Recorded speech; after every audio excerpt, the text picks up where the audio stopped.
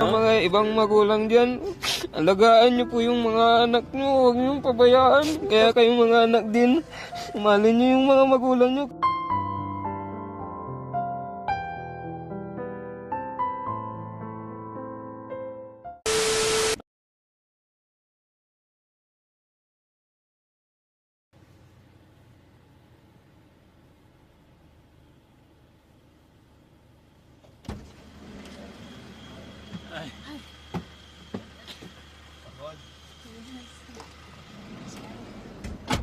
So yun mga kababayan, mga kabarangay, thanks to God po at naging maayos ang lahat, naging okay ang lahat.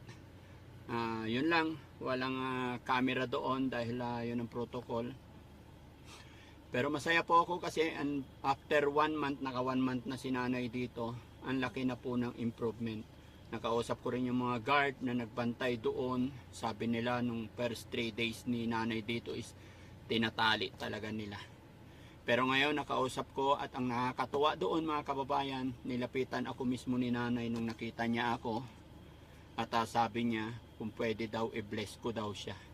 Sabi ko natawa ako na pero syempre pinagdasal na rin natin siya dahil yung kahilingan ni nanay. At nakita ko po sa kanya na gustong gusto na niyang gumaling. Kaya thank you sa lahat po, gaya na aking sinabi, sa lahat po ng mga taong naging kasangkapan ng Panginoon, lahat ng mga taong naging tulay para matulungan ang pamilya ni teacher, ganun din sa kanyang mga anak, lalong lalo na kay Polivic, kay Aljon at saka kay John Paul.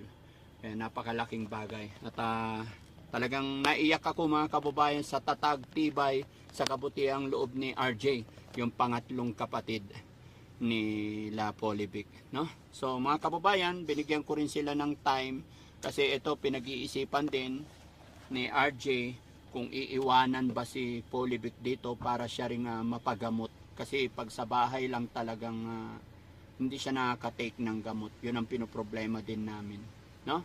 Kaya mga kababayan, mga kabarangay, tuloy-tuloy lang po tayo sa video, suportahan natin at i-share natin ang video ito para mas makatulong pa tayo. At syempre, shoutout ko rin yung mga nag-assist sa amin, pinayagan kami para pumasok, inallowed kami para makita si nanay. Yun nga lang ang nangyari, isa-isa lang talaga. Pero salamat, napakabait nila. Ganon din sa mga nagpa-picture na mga nanay doon na bantay. So, tuwang-tuwa sila na makadaupang palad nila si Daddy Frankie na pagpa-picture. Salamat, shoutout sa inyo lahat. Salamat sa walang sawang suporta sa Team Daddy Frankie.